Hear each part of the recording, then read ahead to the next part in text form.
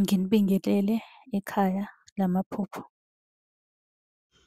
Uma umusha la ekhaya sicela ukuthi ushaye u-subscribe ukuze ngokulandelayo ungaphuthelwa uma sifaka ividiyo. Ukubaluleka-ke kokuthi u-subscribe senzela ukuthi uma ubuza umbuzo kwi-comment sithi masibuya nevidiyo eyimpendulo, i-notification izongena kumakhalekhukhwini wakho ebese ividiyo uyayibona ngokushesha kanjalo. Kanti uma unga-subscribe-ile angeke uze ubone nhlobo ukuthi cha impendulo usuyitholile. Ngakho-ke uma unombuzo buza kwi-comment sizokwenzela ividiyo. Uyakwazi futhi ukusi-inbox-a lapha ku-TikTok usi-follow-we, inbox ucele inombolo ka-WhatsApp ozobuza njalo kuyona ekuseni uma-ke kukhona isibonakaliso obenaso.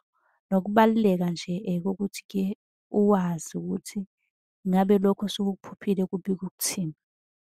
Ake singene-ke kwelanamhlanje sikuchaza. Ubhalile, ubhale ukuthi mina nginokuphupha ingwenya. Ngabe libika ukuthini? Ngicela ningicacisele lihlezi lingihlupha. Ingwenya.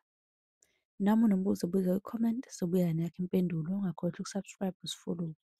Ingwenya-ke siyazi ukuthi isilwane esihlala emanzini futhi-ke esisisabayo.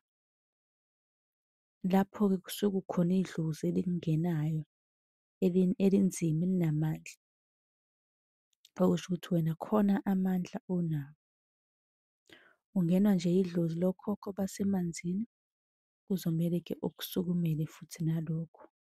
Ngoba uma ube nephupho abadala abathandi ukuthi ukuzibe.